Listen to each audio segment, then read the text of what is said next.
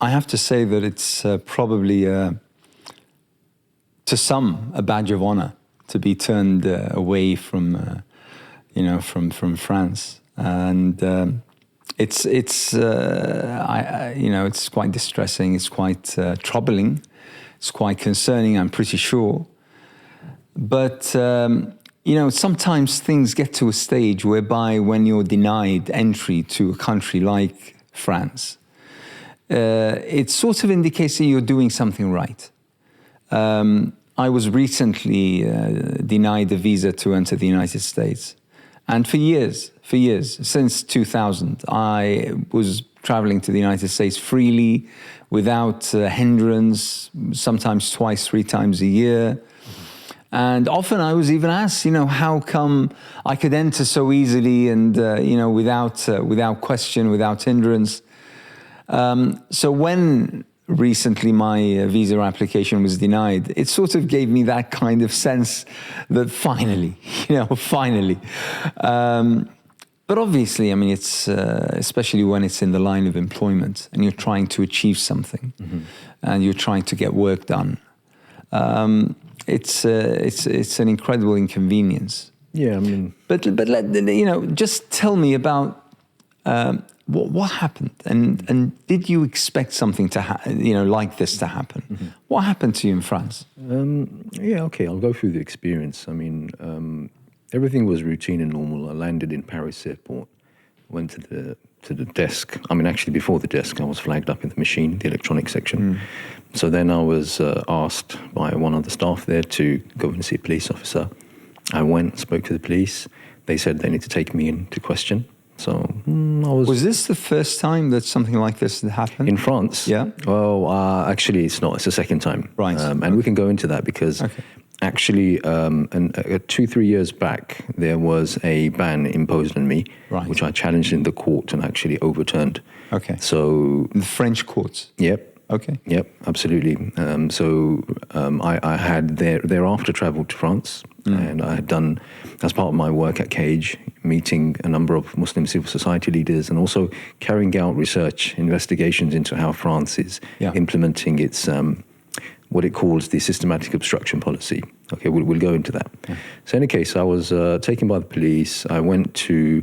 They took me essentially to a police station inside the airport where they have cells, they have interview rooms and everything else.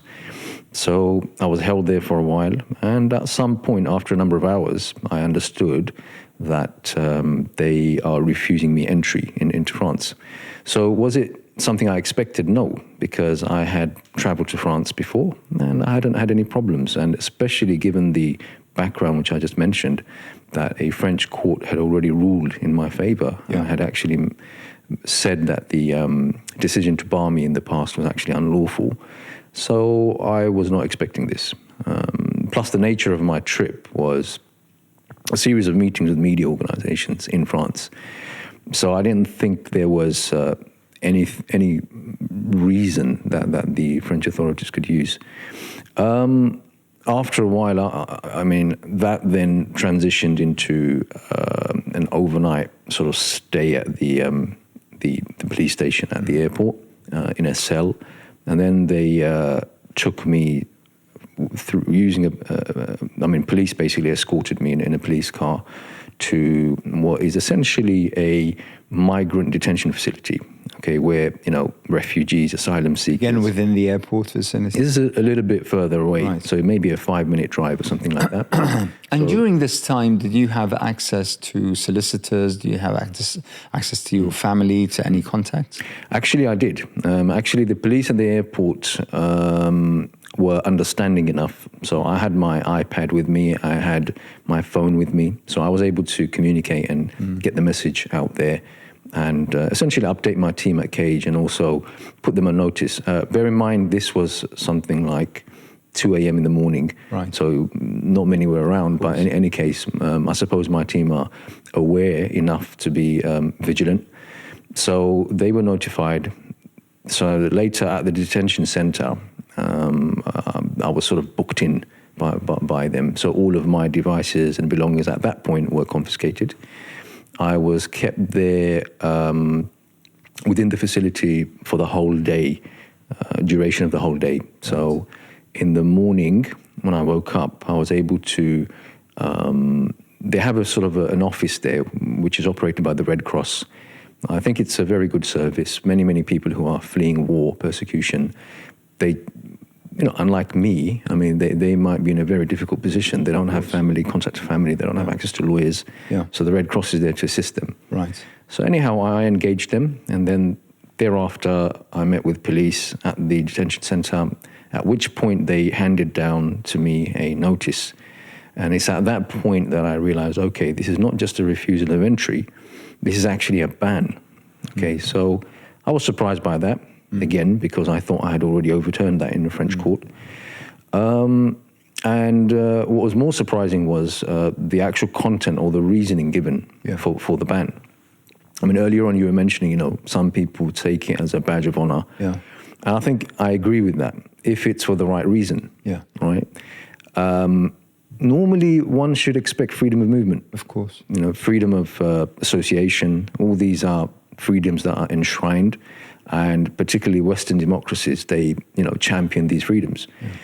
But yes, if one is restricted or prevented based on a set of reasons, as the French government set out in that letter, I do think it's a badge of honor. So essentially, their reasons were very convoluted arguments that would. I contested that these could be simply a Google search that an intern at the Ministry of Interior could have carried out with references to tabloid news reports, all put together to paint a picture, and then on the basis of that to assert that somehow my presence in France constitutes a threat to public order. I mean, it's a big leap, right? So I understood. Bearing in mind that was the same time where there were mass protests throughout the country. Exactly. In fact, the police... So is that somehow related? I mean, the police at the airport insinuated that. In the documentation, that's not what was mentioned, and I understood. Right. So the police perhaps made an assumption that there's this very tense situation. Yeah. There's a lot of outrage, anger at the police killing of that 17-year-old boy. Yeah. So given the circumstances, they are taking a decision at the border to bar me. But obviously, I contested that, saying I'm not from France. I don't have any interest there, apart from the activities of my NGO, which is a think tank stroke research organization, which is monitoring government policy. So how do you link me to these events? Yeah. I mean, I've got no reason. But of course, I realized the next day, as I mentioned, in the order, I actually saw that it was signed off, not in this period. It was signed off back in October. So, so then I thought, okay, October, they took the decision to ban me. And it occurred to me that this, it seemed to me, and I do believe this is true, that it's connected to a event in which Cage participated 2 weeks prior. We addressed the French government representative who was attending the OSCE, so it's the Organization for the Security and Cooperation in Europe. It's an organization that gathers member states, around 30, 40 member states. So I attended, and I addressed the representative from France, and I essentially asked some tough questions about France's treatment of the Muslim religious minority. And they clearly didn't like that. They responded.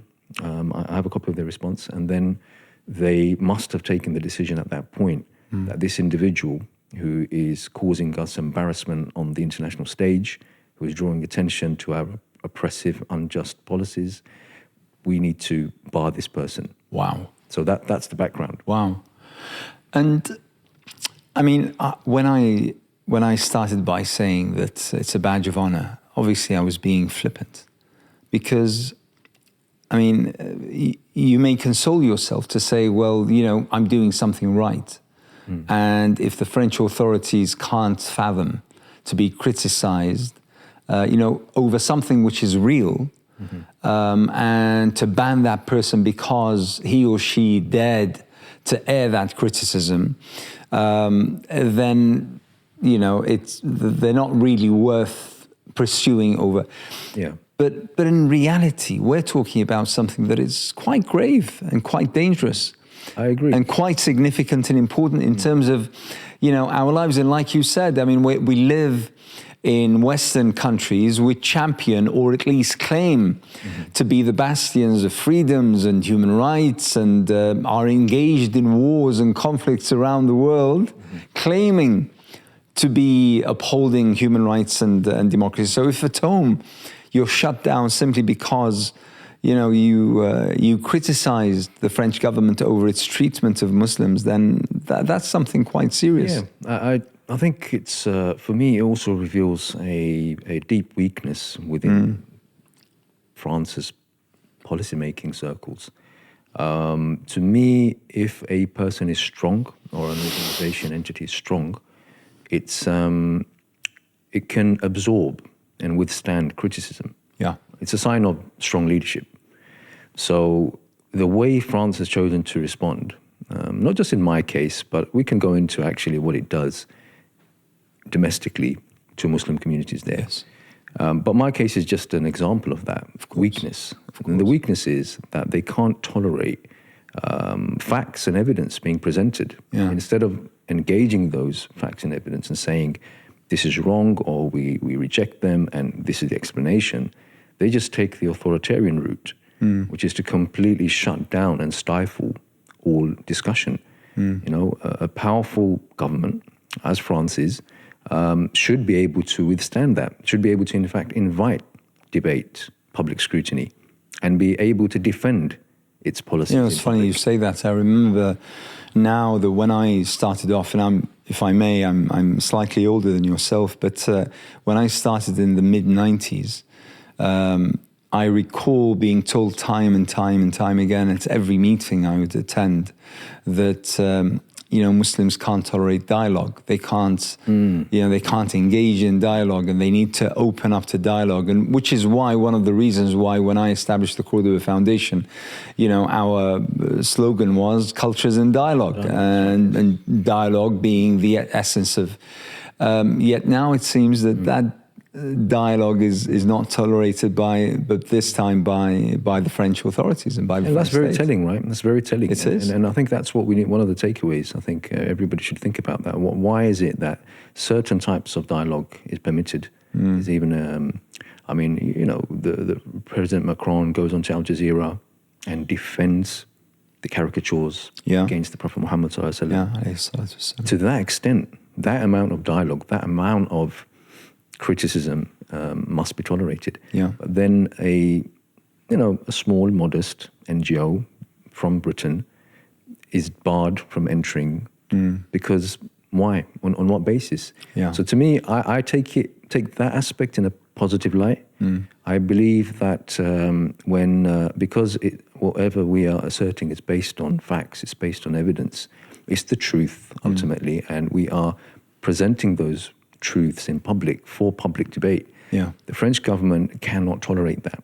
Any oppressive regime, any tyrant, if you may, only is able to carry out tyranny because no one opposes, and it paints its policies as though it's benign, as though it's beneficial.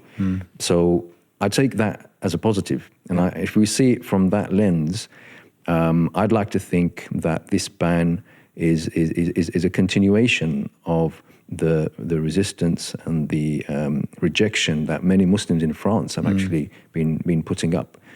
So it's a positive. And have you encountered any such difficulties elsewhere? I must say I have. So it's not unique to France in that sense. Let's start from Britain. One should feel welcomed when they come back home. I can't say that's been my personal experience. It's been almost every occasion, or let's say 50-50, come back home and subjected to the border powers that the UK operates, which is a Schedule 7 it's called. It's part of the Terrorism Act. So again, how do I process that personally? Yes, it's unpleasant. I don't accept it. I don't believe that any person Muslim or otherwise, should accept being treated like a criminal, being subjected to extra scrutiny, surveillance, harassment. That's not acceptable. What form does this take usually? You know, the Section 7 when you arrive. What happens usually? So typically, the police at the border, they sort of have a small amount of questioning at the desk. Okay. Just to say, you know, where you're from, where you're traveling from, why did you go there?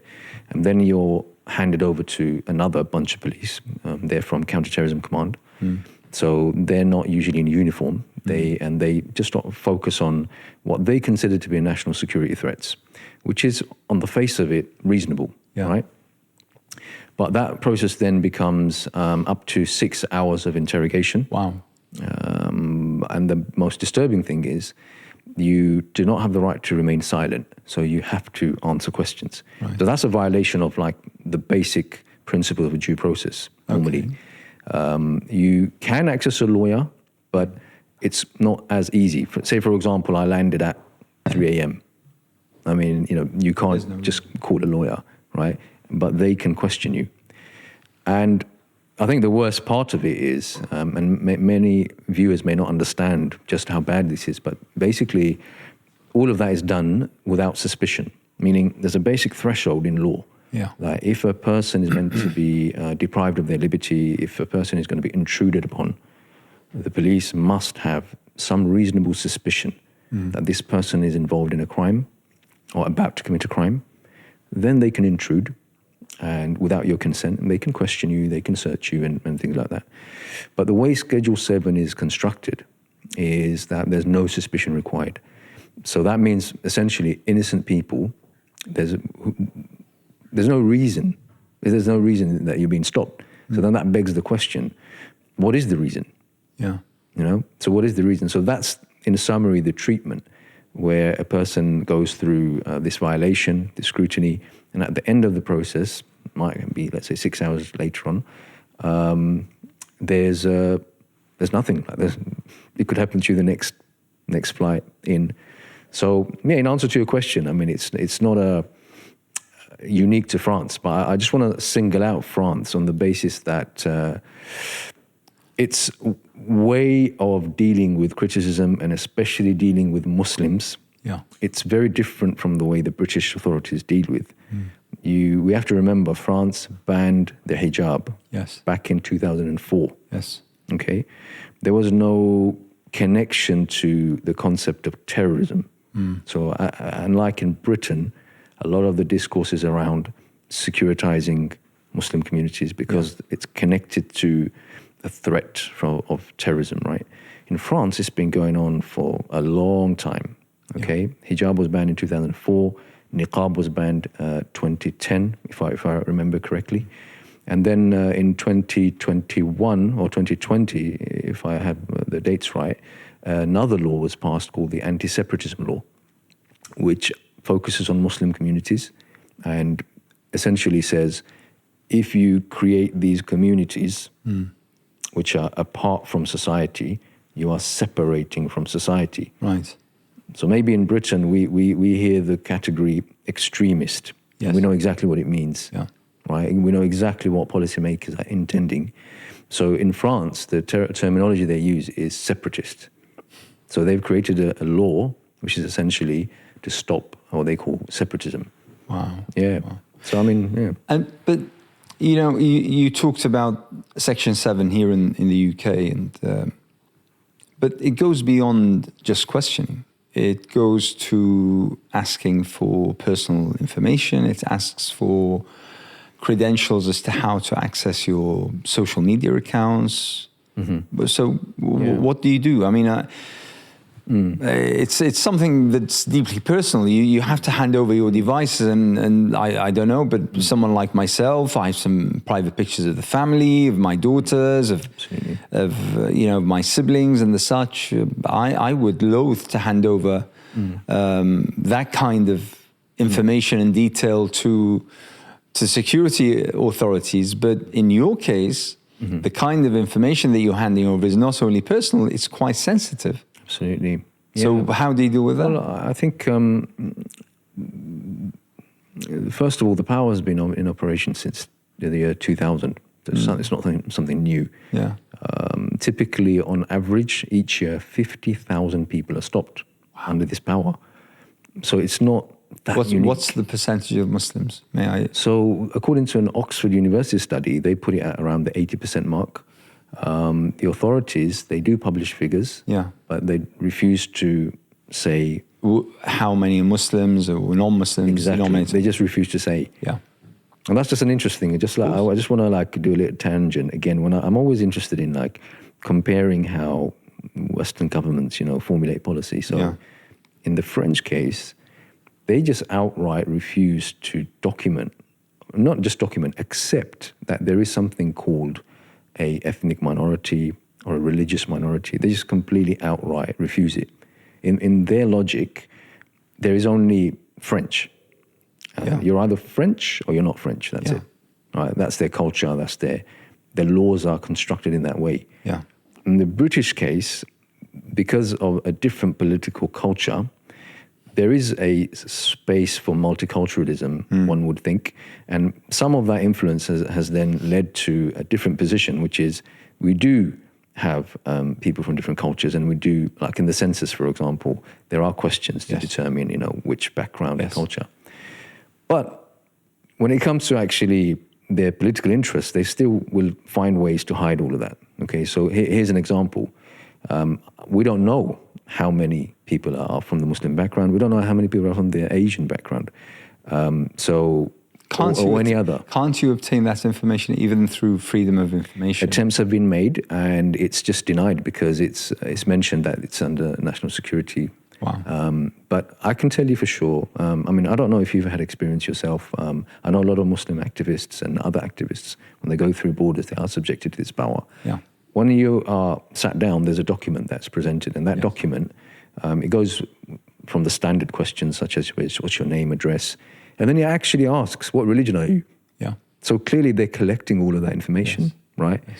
So they have that information, they're choosing to hide it because they know that if it were to come out, it would look terrible. It would literally look as though this is a systematic attack on the Muslim community, right? It's Islamophobic policymaking, right?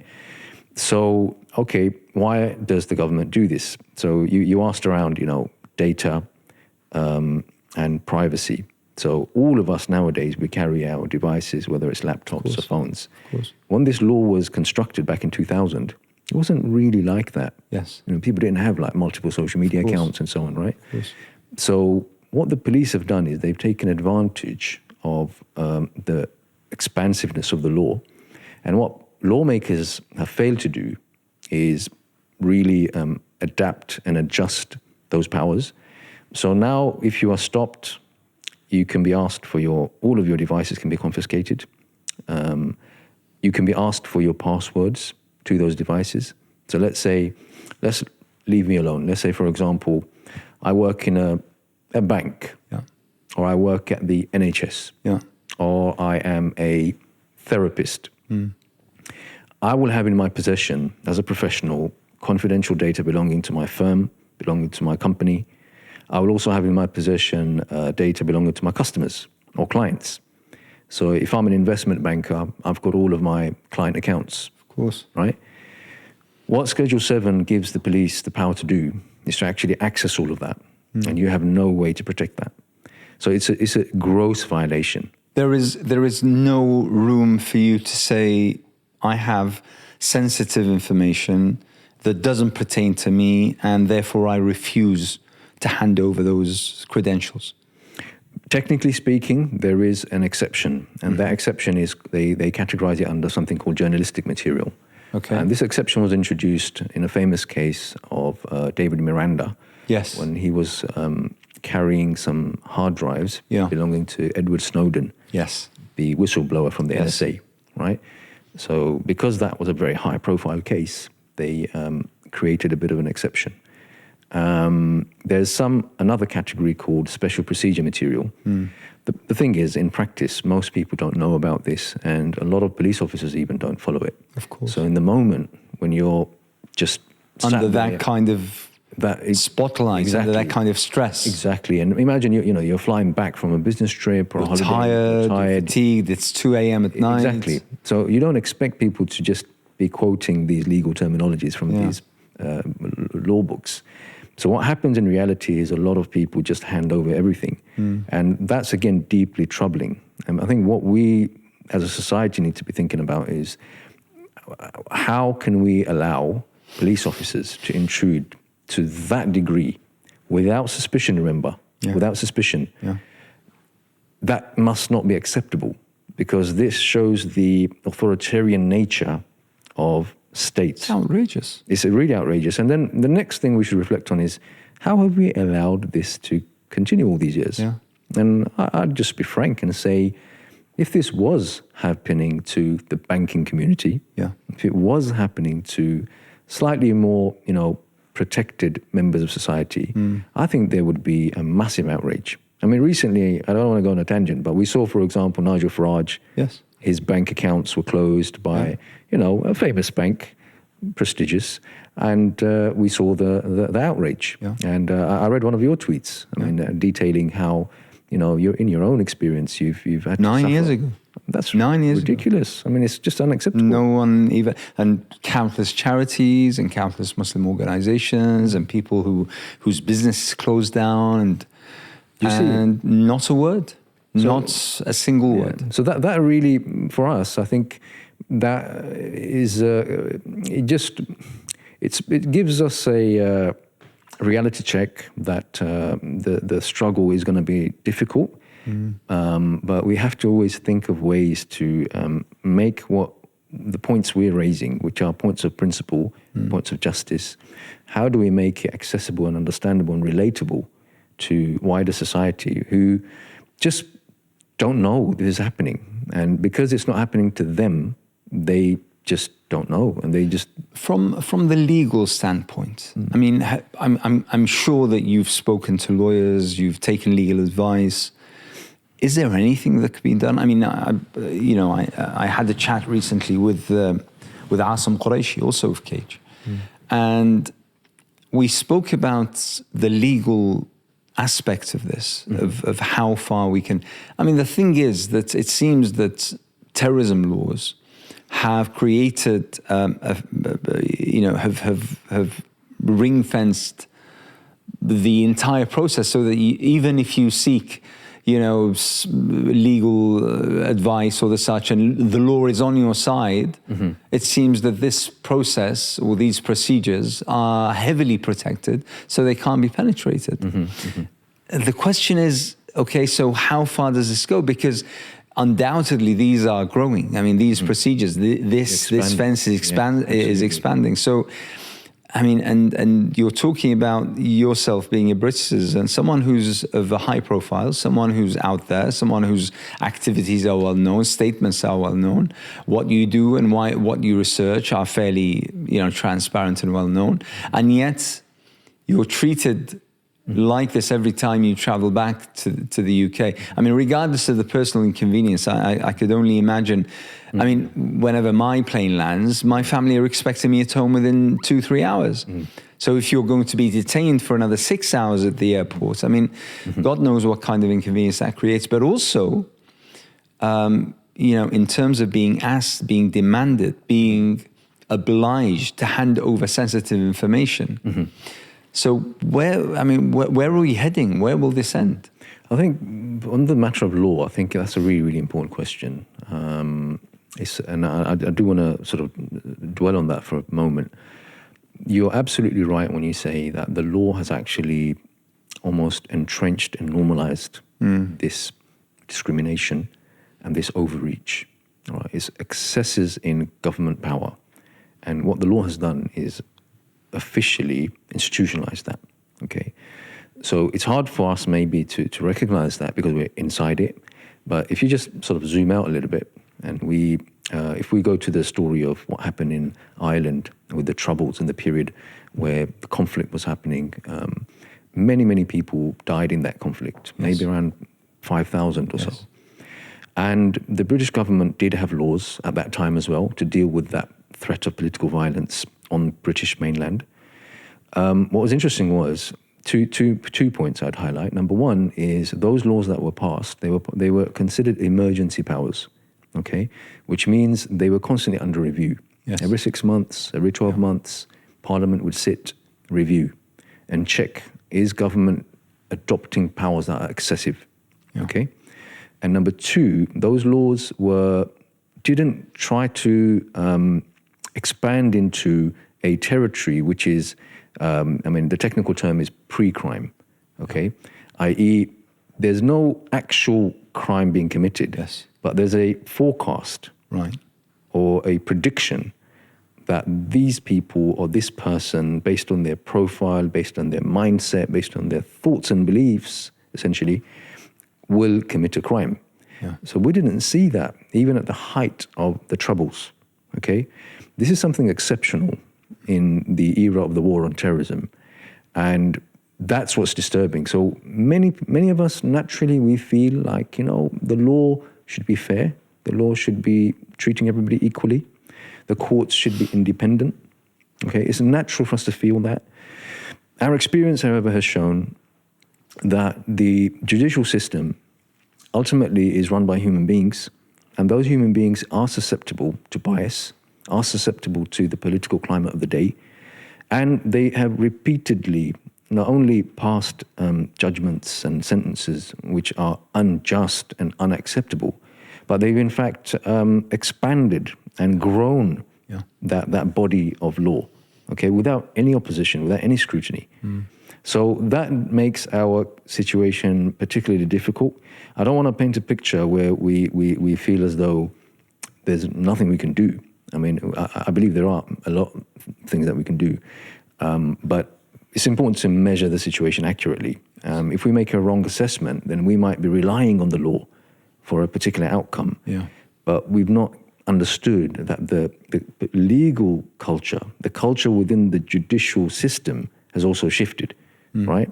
So Cage as an organization, because we're sort of monitoring these things very closely, I suppose these are our observations, and hence we're quite careful actually in referring cases to court, because we realize that the opportunity for a judge to stand against the tide and rule fairly against popular opinion, against the hierarchy.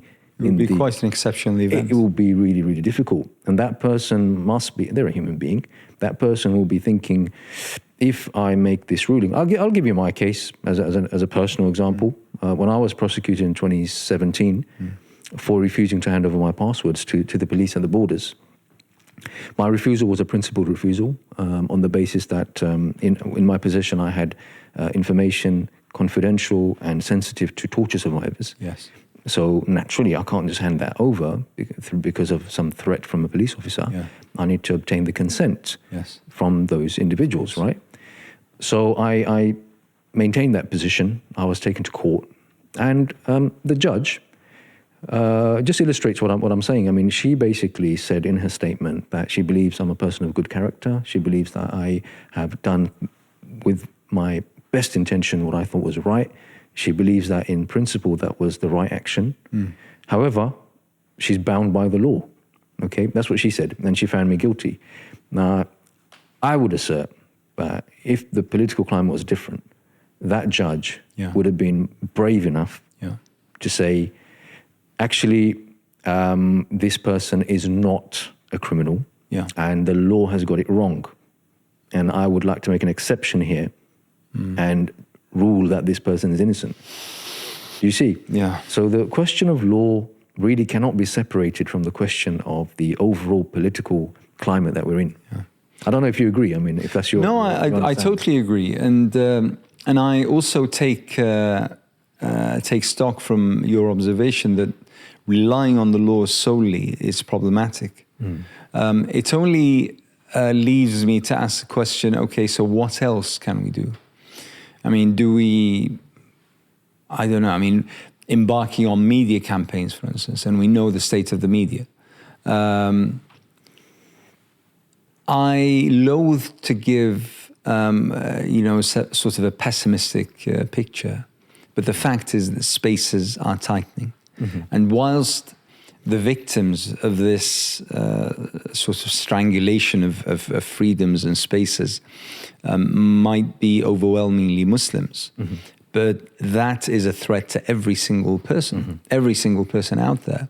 I mean, if it could happen to yourself, if it can happen to me, it could happen to anyone. Because, I mean, Allah knows that we're not engaged in anything illegal. So if we as law-abiding citizens can be treated in this particular way, then what will happen to the rest of society? And then we'll be, you know, really talking about a very, very slippery slope. But it'll be way too late, because we're already talking about a terrorism act that's been, you know, enacted for almost a quarter of a century. I mean, it's not something that's new, but it's just that most people haven't been subject to it, and therefore they are oblivious to the fact that it's, or at least they've heard of it, but they don't know the real implications thereof. So the question is, okay, so what do Muslim NGOs do? What do human rights activists do? What do people who are fighting for you know, for freedoms and for human rights and the such, what do they do? Where do they go? I think first is, as you said, very, very correctly, in my opinion, you have to take stock of the situation and accurately measure it. When we measure it, that shouldn't then lead us to a position of pessimism. So I think that's the starting point. It's exactly as you've said. Rather, what we should do is realize, okay, other communities before us have faced lots of adverse circumstances.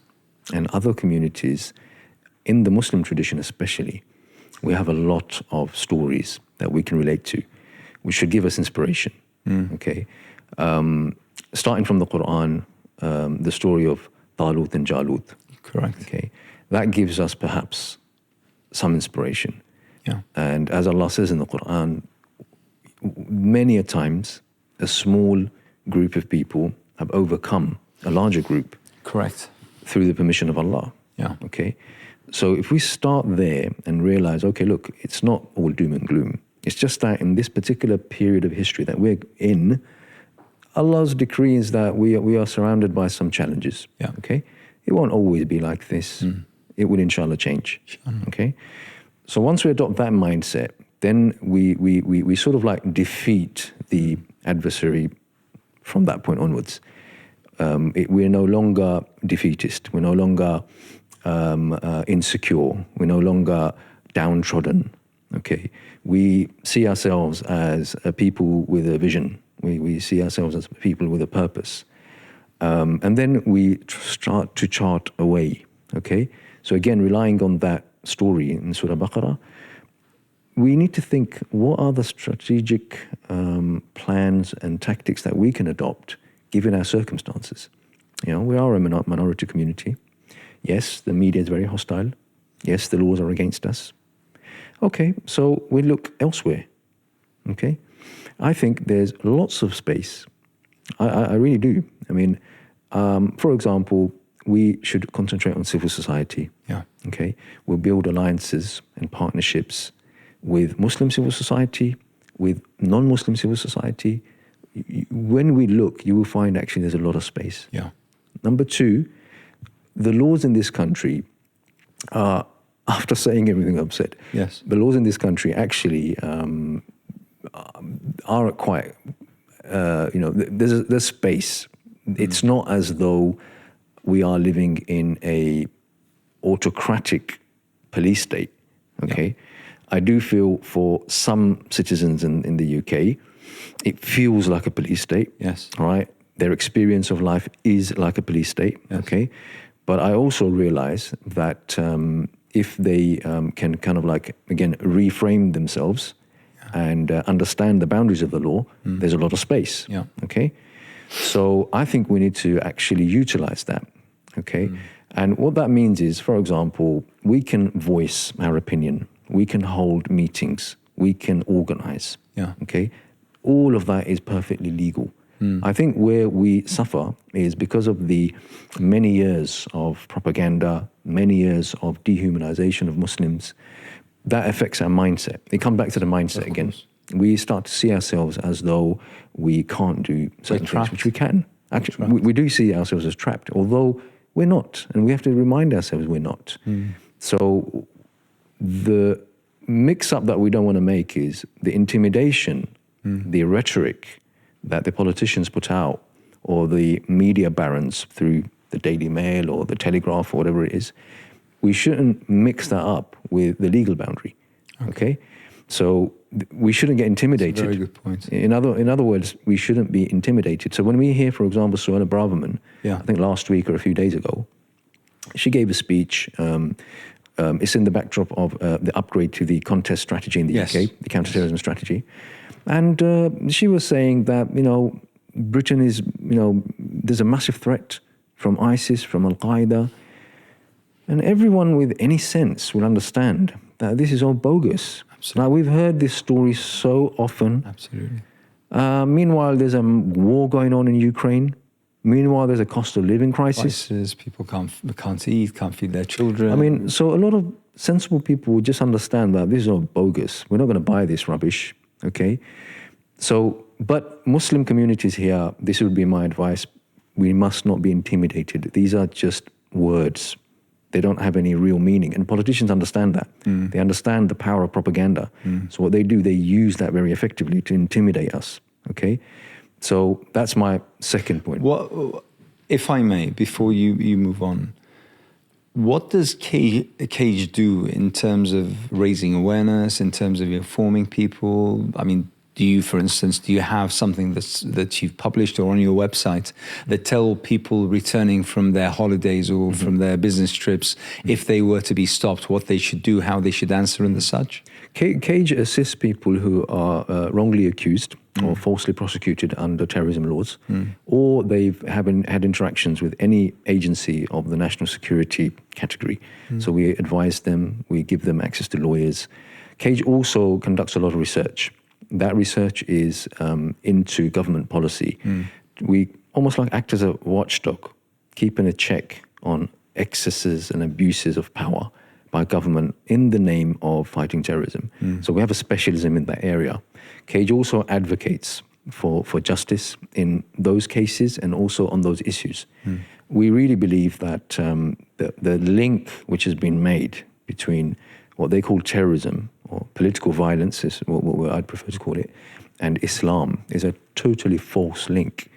So a lot of Cage's work is actually to bring evidence and to show that these are lies that have been constructed in order to manage perception. So much of our work is in the media, some of it's on social media. We also engage in various circles such as the academic community, the legal community. And again, like I said, I really feel there's a lot of space. Like I do think there's lots of intelligent people all around Britain who don't buy the trash that they see on the tabloids, who don't agree with this fixation on othering other people. It's just that in this climate, some of them, I would just say it frankly, they don't have the bravery to stand out. Okay, some do, and we should recognize them, and we should really commend their work. For Muslims, when we respond, we need to respond from a moral basis first and foremost. We believe in justice. We believe in compassion. We need to act based on the fact that we see other people being persecuted or oppressed. We need to act out of compassion for them. We need to act when we see injustices. Yes, others will try to make us afraid. We shouldn't be afraid. Of course. We should rely upon Allah. It's really interesting, and I loathe to go down this line, but I thought that we're over it. But this is our country, and when I speak to my children, and I have 2 adult sons, I tell them, listen, this country is yours. You're responsible for it, and you have a duty of care for it.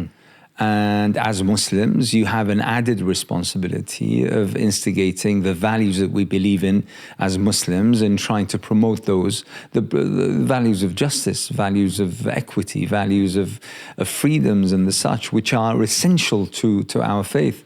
And as British citizens, I mean, it's crucial that we do not let these things go by. We do not, just bend over every single time there's a bluster of wind or the such. And I absolutely agree with you that there needs to be courage. There needs to be faith first and foremost. That this is a test, this is a trial, and this isn't the gravest test that anyone has gone through. We read, in the seerah of our Prophet Muhammad sallallahu alaihi wasallam about the tests and trials that he and his companions went through, and so these things are bound to happen. It comes at a cost, though, right? Of course. How would you describe that? Like the cost, and maybe is that where many of us are deterred? Yeah.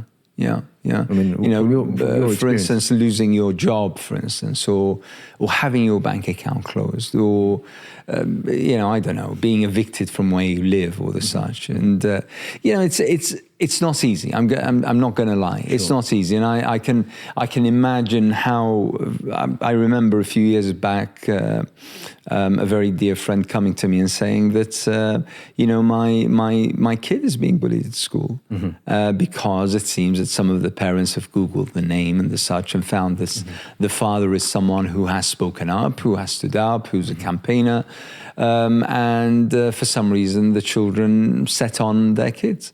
It's not easy. It's heartbreaking, but for the kind of return that we're looking for, for that kind of society, whereby we're free to speak, we're free to stand up for what is right, where we enjoy justice, it's absolutely worth it. Yeah, I totally agree. See, what I would add there, Brother Anas, is I'd say also, if we make a materialistic calculation, I can totally understand how people will measure things.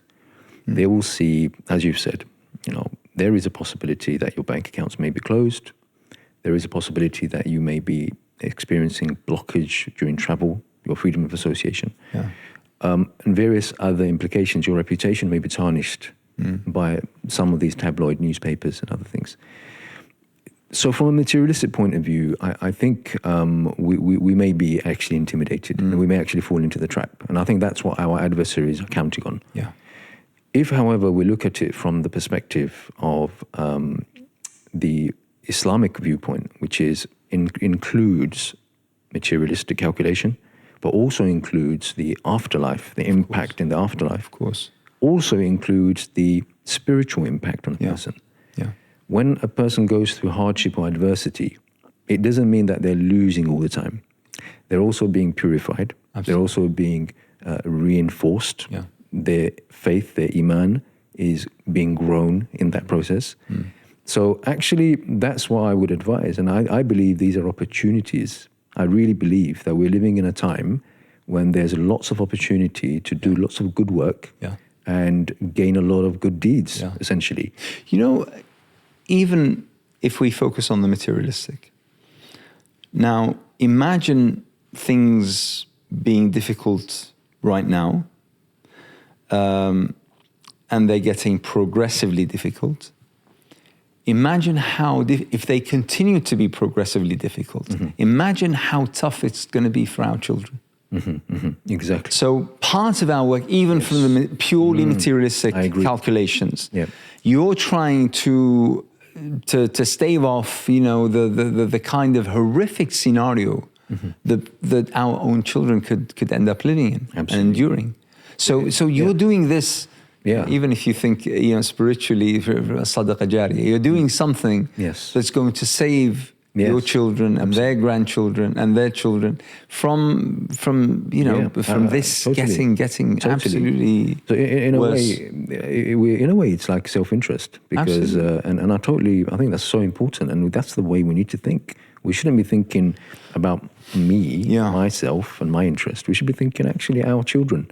What kind of society do we want them to actually grow up in, or our grandchildren? I.e., our vision needs to be more expansive than that. Okay, I mean, and again, so much of it is about how we perceive things. Okay, going right full circle to the beginning when you were saying, is it a badge of honor? When I was there sitting in that cell, I was thinking, my community, the brothers and sisters in France, they will soon hear about this. Yes.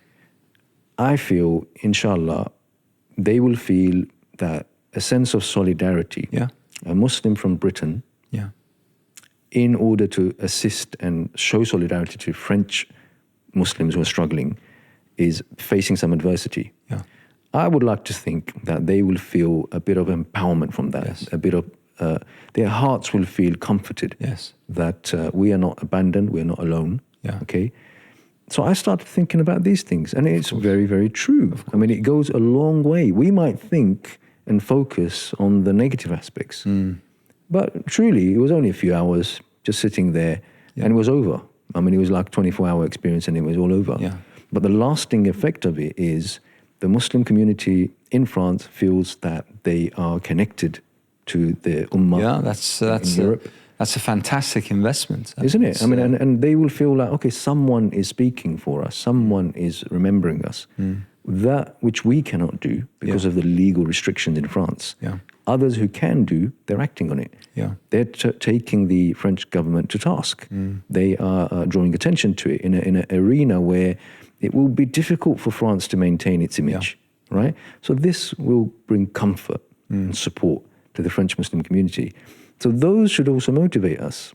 Yeah, you see? absolutely. Those bonds and connections of brotherhood and community should motivate us. Carrying on from this line about how you could be proactive, how you could be positive, is there any attempt that you know of to reach out to the security authorities, to the police officers, to try to speak to them, to try to educate them, to try to let them know of the kind of deep impact that this is having, not only on individuals, but on their wider circles of family, friends, and community? Is there such an attempt? So there's two types of attempts that happen that I've observed. One category I don't support myself. I'll describe them first of all. So there are engagements that have happened with policymakers from within these institutions. So the police, Counterterrorism Command, the security services in the UK is called MI5. I do think that dialogue is important. I do think they need to listen, okay?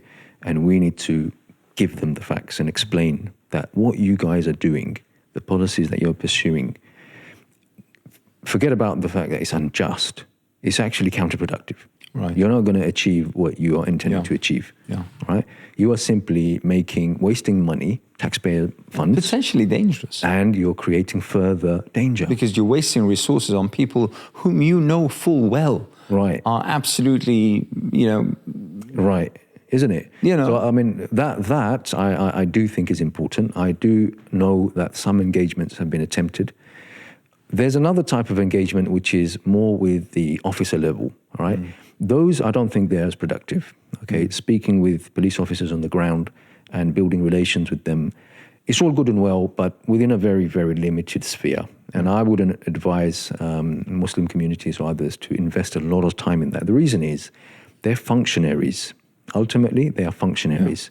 They do not decide policy. And yes, you may have a pleasant interaction with a police officer. That means that he's a good person, and there's obviously good people around. Of course. But the institution as a whole is actually set up in such a way to marginalize and discriminate. And they're bound by how the institutions work. Usually, my interaction with police officers or MI5 intelligence agents is very pleasant. They're professionals, I'm a professional, and we just have a good interaction. So, I mean, I'll tell you a quick story. I mean, just on this point, because you mentioned, I mean, once I came back to the UK, I was stopped at the border in the usual way. And the police officer said to me, "Oh, there's someone you should meet." I said, "Okay, who?" He said, "Oh, you've asked to meet this person." So I thought, okay, because I've been complaining so much. Right. And I was saying this is harassment, it's got to stop, right?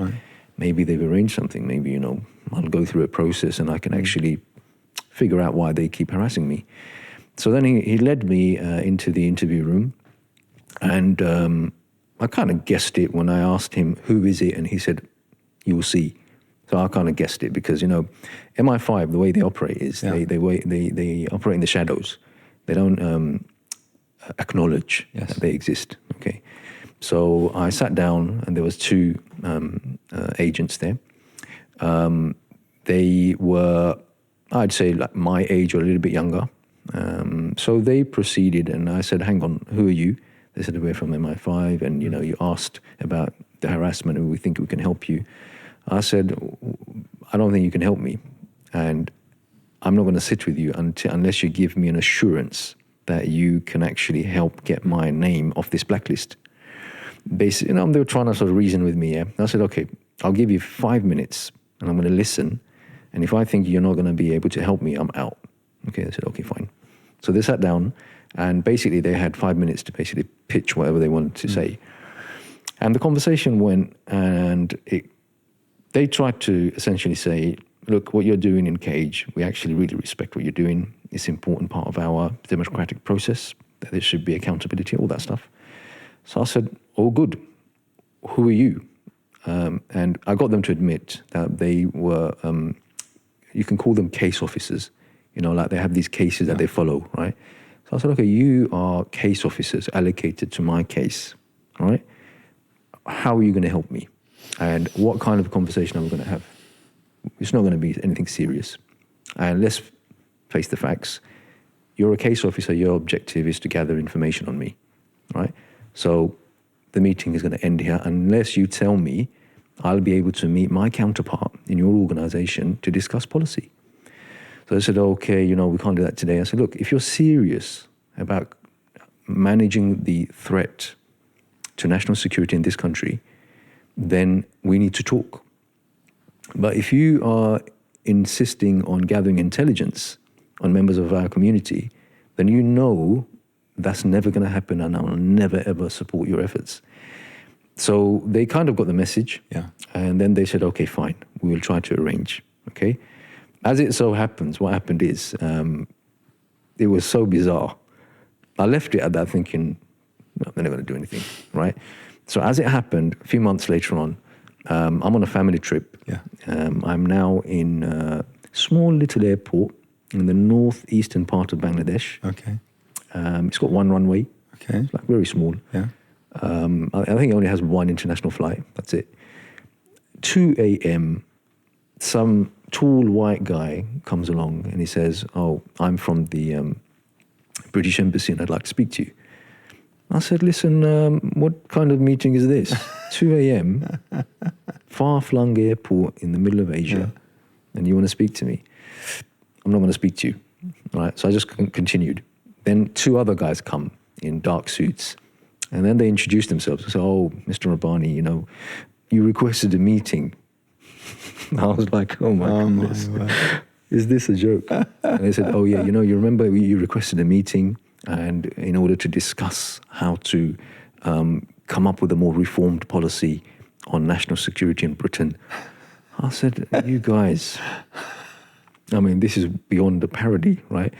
So they proceeded to explain that what they wanted to do. The guy said, basically the head of the South Asia division of MI5 was in the country. So we thought, we could take the opportunity to meet you.